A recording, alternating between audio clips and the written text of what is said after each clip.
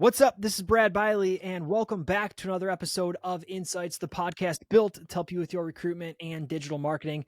As always, I'm joined by Hilly. Wow, messed up the intro. Haven't done that in a while. I feel like I need to take note of that. 3, 2, what's up? This is Brad Biley, and welcome back to another episode of InSights, the podcast built to help you with your recruitment and digital marketing. As always, I'm joined by Haley Marketing's Director of Recruitment Marketing. He's Matt Lozar. Matt, how are we feeling this week, buddy? We're doing well, Brad. How are you? I'm great, man. I'm doing really, really well. We are cruising right along in 2024, man. And honestly, we're nearing the part of the year where we start to say, hey, did we hit our annual goals? What are our 2024 goals going to be? We're nearing that point. I'm not ready to be at that point, but we're approaching that point. Yeah, we are. Calendar's rapidly approaching. It always goes quickly as well at this time of year. So taking a step back and looking at how 2023 went, what we can learn to apply to 2024 feels like we're in that time of year. The last episode of the year is always my favorite.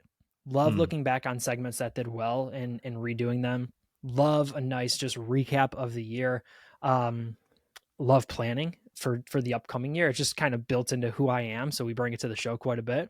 Again, we're not quite there, Matt, but we're getting real close. So enjoy everything you got while it's here, because it's almost 2024, buddy, and we are cruising right along. What do you say, man? Ready to get to the show? Huh. Let's do it. Great minds. Great minds. Matt, I had an interesting realization the other day that there's really no way to just hope you're in the right place at the right time. It's always sort of thought out, or you need to do the right things to put you in the right place at the right time. And I saw a post on LinkedIn that actually got me thinking about this, of just like, hey, I was in the right place at the right time and I closed this order. And it got me thinking, no, you weren't. I mean, you were, but all of the work, but by saying that, you're discrediting all of the work that you put in to get yourself to that place. So I wanted to talk about it on the show today, Matt, because I don't fundamentally believe that you can just be in the right place at the right time, because I think that discredits everything that you would have done to get you to that place. Maybe that gets a little philosophical for your Friendly Insights episode, but what do you think on that? I see where you're coming from in that, I don't know what the right word is, luck meets opportunity. Sure. And that's probably where you're going with this. At some point, do you need luck? Of course. You need to meet the right person. You need to have them like what you're saying, etc. Yep. But fully agree, there's probably a lot of work that goes on behind the scenes to get you there, or not behind the scenes. Has it been learning about a topic, becoming passionate about a topic, learning from mistakes you have about your career to get you to that point? So when the opportunity's there, you know what to do. And doesn't guarantee that you're going to have success when that opportunity, lucky break, quote unquote, right, comes, but it'll help you increase chances of success. Thinking about like your talk at Staffing World, you didn't get lucky in getting that talk. It's all of the years of being on the side stage. It's the podcast, it's the content, it's volunteering with ASA, it's being in ASA Central. You don't just get lucky and they pick a submission, right? They know you at that point. So it makes sense for them to have you in a main room on the main stage. It's all of that work that leads up to, hey, we want to see Matt speak on this topic at, this specific conference.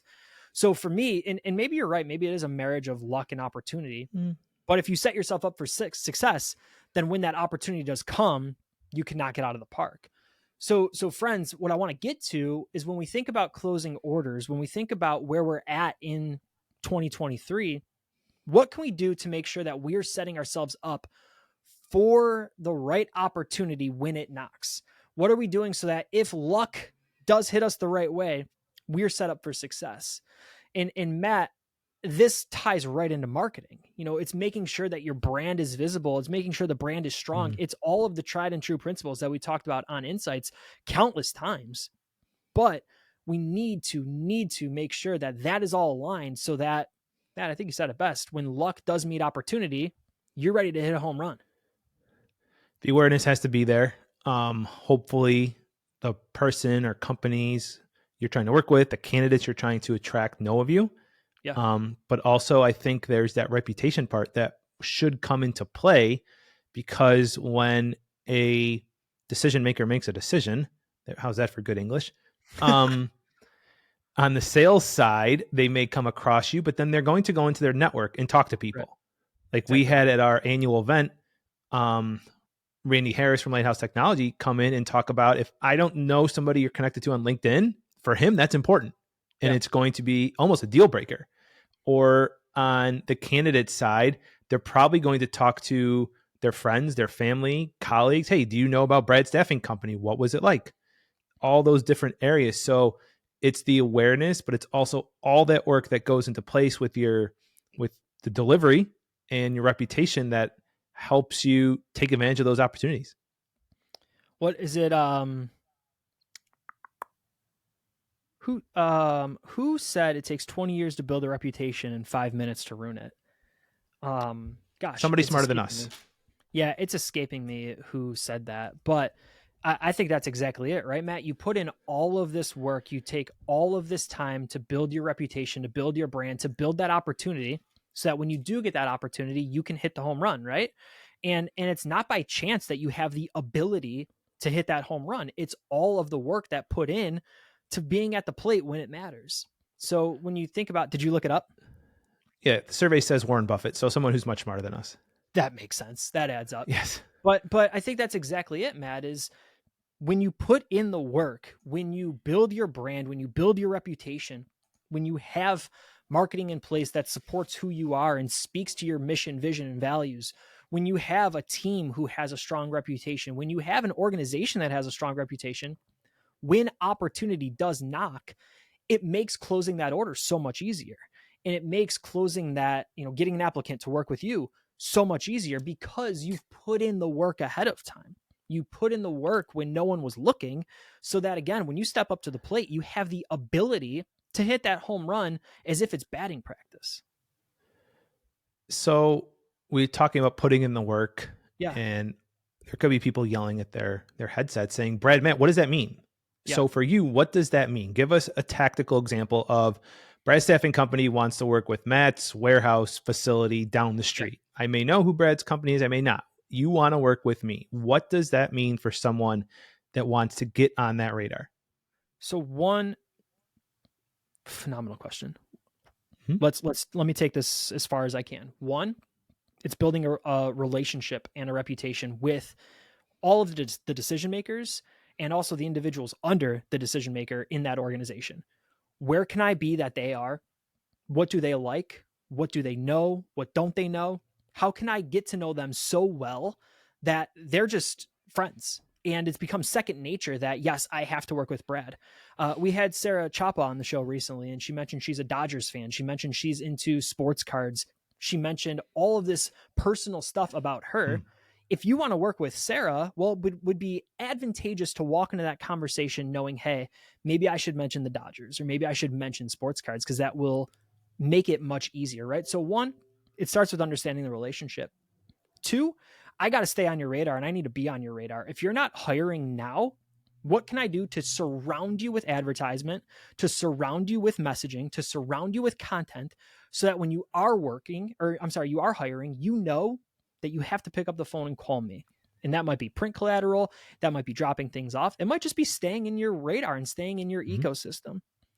Matt, I think it's also about playing a long game, right? I don't know when you're going to be hiring, and I can ask, I can have conversations with you, but I need to be willing and able to fill your staffing needs as soon as you call me. So it's making sure that you have a bench of talent, you have a pipeline of talent, so that when Matt's warehouse does call, you say, great, I'll have 20 people there on Monday. I've been waiting for your call.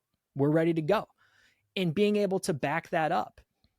Matt, I think there's, other marketing tactics that we can do. It comes into building a social brand, building a content brand, making sure that you are who you say you are, and having a reputation that backs it up.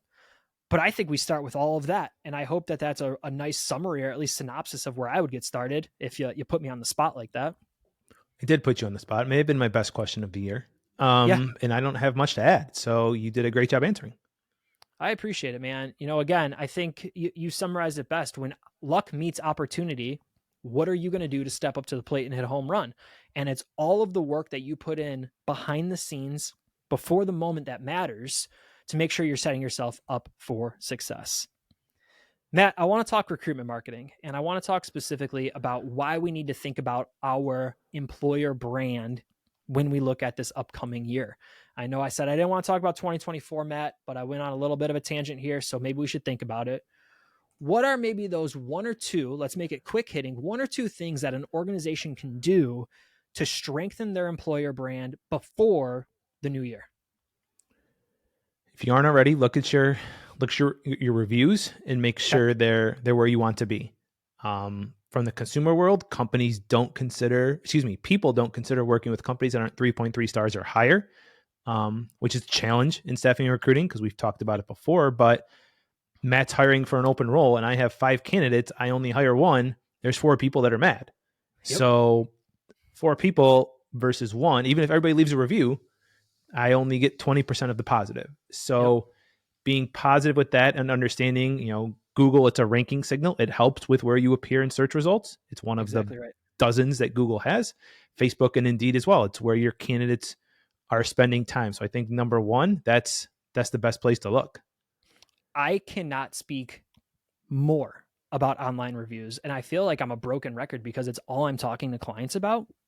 I cannot understand, though, why we as an industry don't care about our reputation.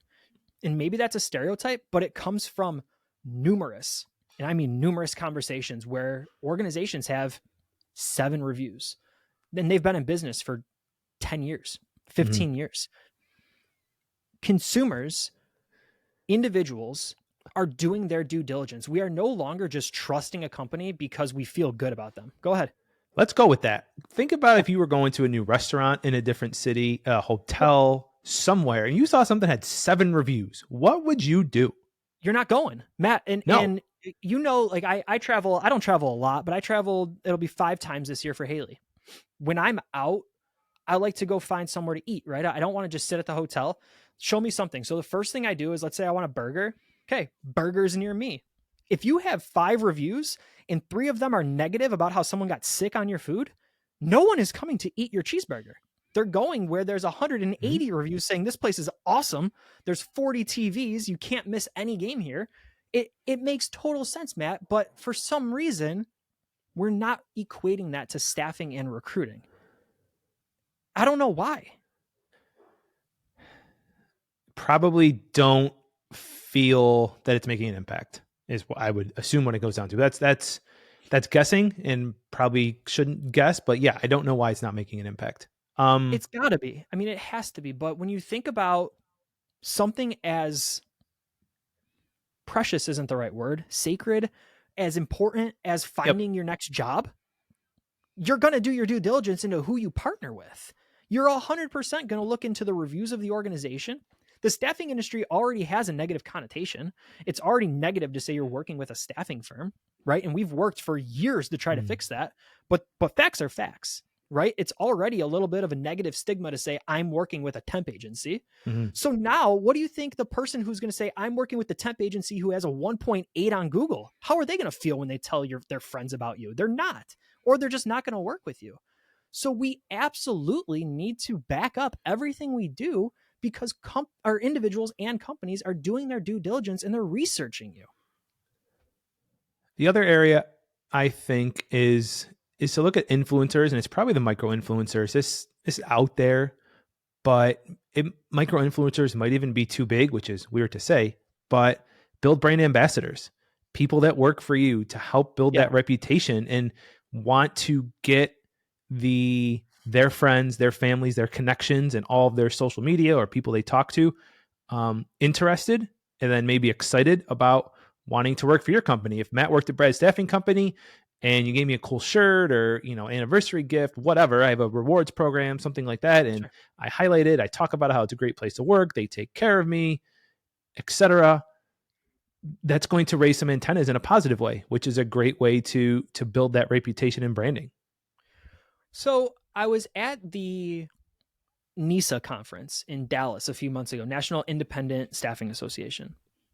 And somebody had mentioned that when employees hit employees on assignment, so their temps or their contractors, whoever it might be, not their internal employees, but individuals they're placing, hit a certain number of hours working, they give them a branded zip up, like kind of like you're wearing, like a Haley zip up, right?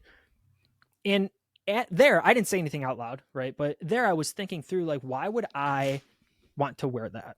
Why would I want to wear your staffing firm's logo or anything like that? And then I realized, now as you're talking about it, individuals who have a good relationship with organizations absolutely wear that gear everywhere. Thinking about what people wear at the gym, what people wear when they go out, man, it's always branded stuff, right? And if you're going to give somebody a free shirt, I mean, you were at Staffing World a little while ago, I bet half the vendors were giving out free shirts.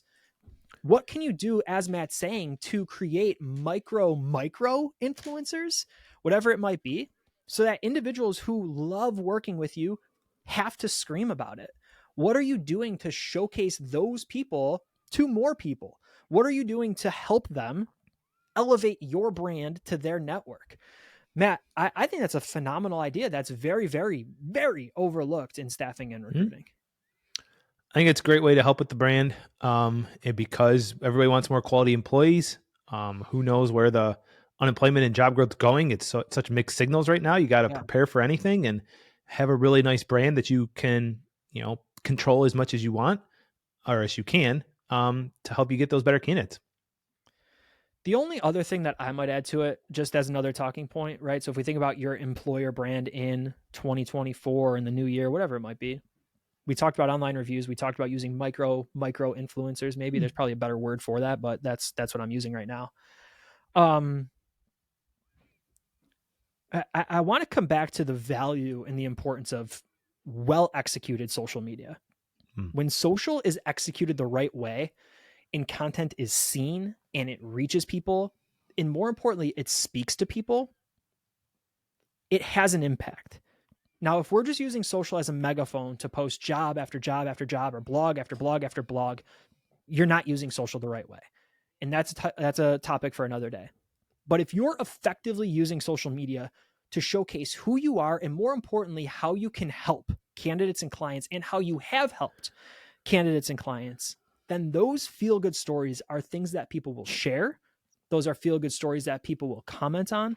And those are feel-good stories that people will continue to push and elevate on your behalf. So I would encourage everybody listening to think through, what does social look like for me in the upcoming new year? And what can I do to not just let it be another post and pray year? Let's use it as effectively as possible. Matt, anything else for us? Or are we done with that one? No, love it. I love the thought of one really good post every 2 to 3 days is better than 20 posts every day. And we can maybe dig into that in a future episode on types of posts that might get better engagement on different platforms, but right on the same wavelength. Yeah, Matt, let's definitely save that, because I've been running some tests on LinkedIn. I've been running some tests on other platforms about which type of post resonates well. So let's hold that. We'll bring that to another show. Matt, I want to talk about, and this is probably pretty good leading up to the new year. And I started the show saying I don't want to talk about planning for 2024, but here we are, 2 segments pretty much on it. Matt, I have found recently in my life, and I'm going to put my phone down here if you're watching live on YouTube. Just wanted to make sure I was refreshed in the topic in my mind here as I pulled up my notes. Matt, I was reflecting the other day while I was at the gym that I sort of live in a world where I'm so fixated on a goal or an objective or a destination that I, as a person, lose sight of the macro. I lose sight of the 1 week or 2 weeks. I lose sight of the like what's right in front of me.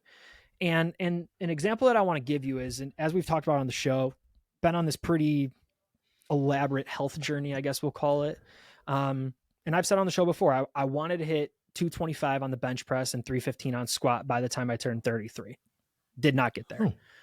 Plain and simple. I didn't get there. Happy birthday. Thank you. I gave it a hell of a shot. I'll be honest. I worked out. I followed the programs. I ate.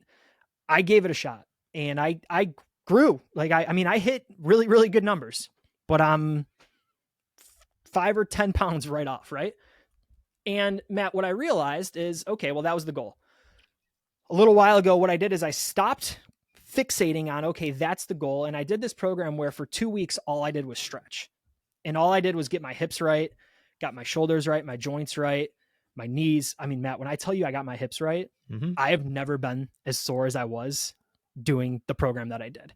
And you're talking no weight, just stretching, just rolling. It was incredible. But what I learned, Matt, is in doing that and in loosening those parts of my body, I'm putting myself on a better path to getting 225 and getting 315. Oh.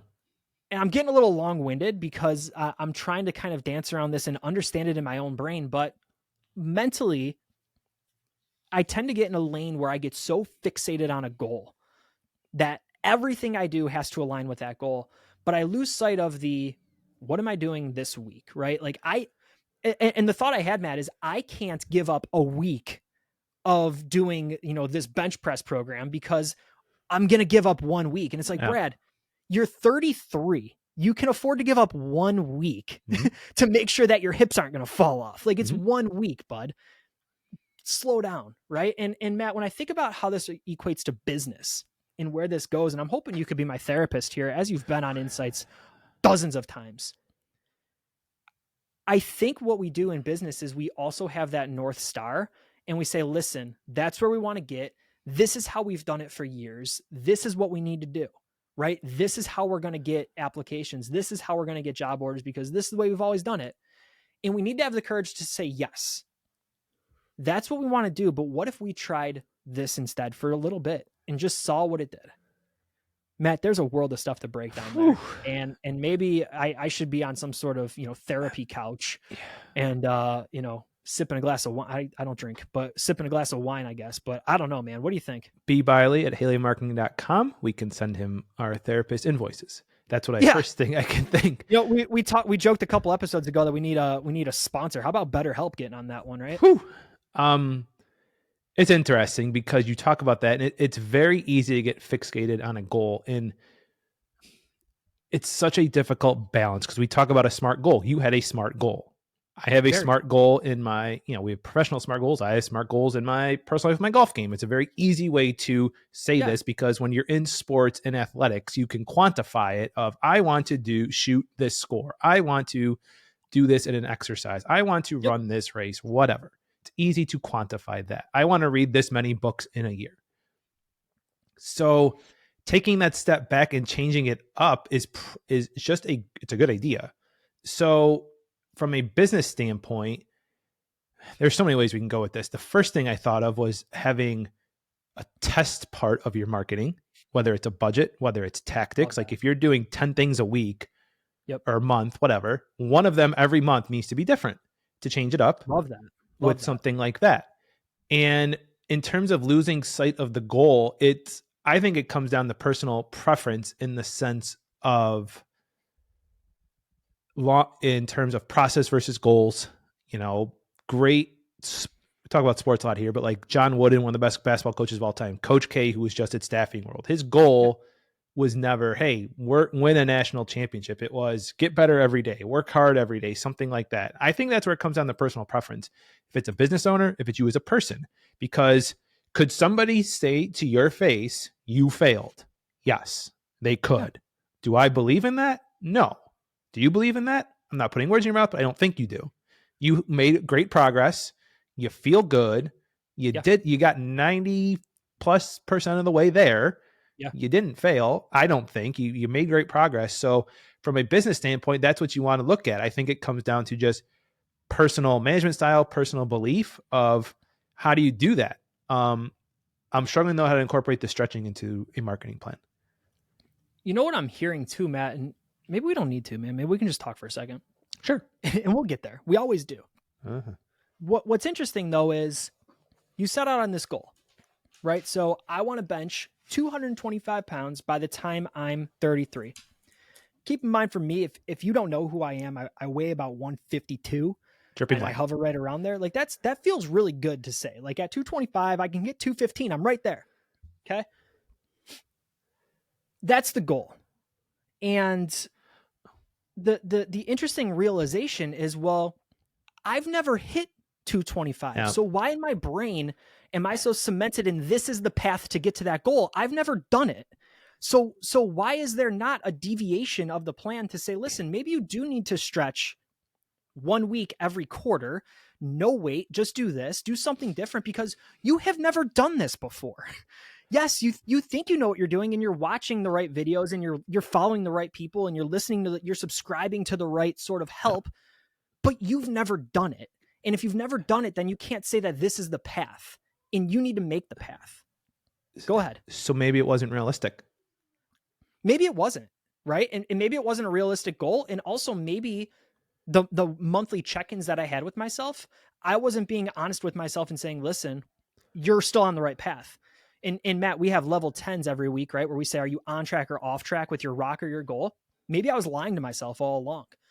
Now, it's interesting. You know, as friends, as we look at 2024, you're going to set business goals. We need to set those lofty goals.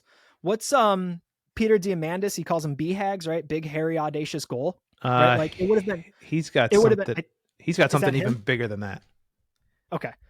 Well, I know of the BHAG, the big, hairy, audacious goal, because I know our co-CEOs say it quite a bit. You know, yes, there's a bigger goal in my mind, right? And it's not necessarily a go. What is it? He's the moonshot guy. The moonshot guy. Right.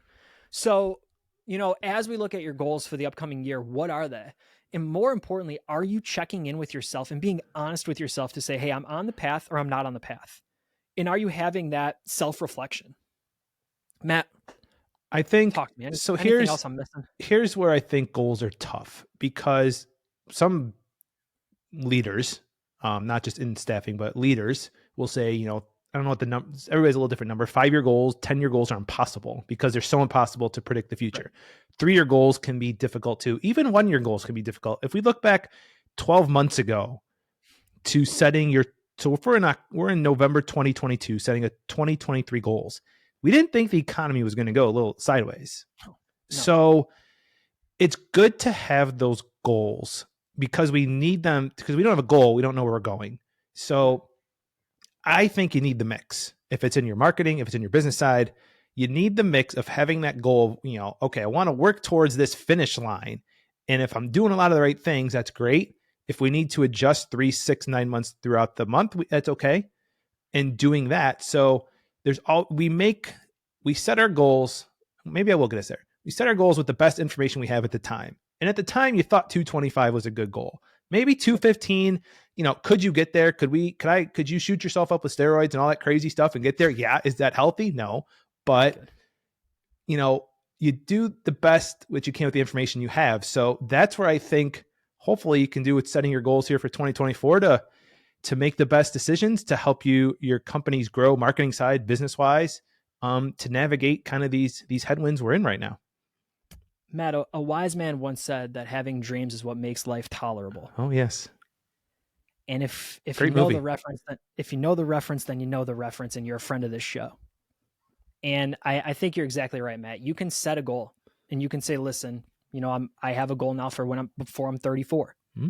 But I think you also need to have the courage to say, listen, 3 months in, 6 months in, is that still the goal? You know, God forbid some sort of injury, whatever might happen. Is that still the goal or do we need to change? Do we need to pivot? And that, friends, therein lies why you come and you listen to InSights, right? We're here to help you along the way. We're here to help you on your journey. And every now and again, we're here to give you just a segment to talk about life. Friends, that's our show. And thank you for listening to another episode of InSights. If you found this episode valuable, we would love to know. You can message Matt or Brad on LinkedIn to share your thoughts. If you have a question for us, you could tweet us at Haley Marketing and let us know what you're thinking, or email info@haleymarketing.com. And of course, if you need a hand with your marketing or recruitment marketing initiatives, we would love to help. You can check out haleymarketing.com and our team of marketing educators will be in touch with you. Be sure you tell them that InSights sent you. For my podcast partner, Matt Lozar, this is Brad Biley. We'll see you next time.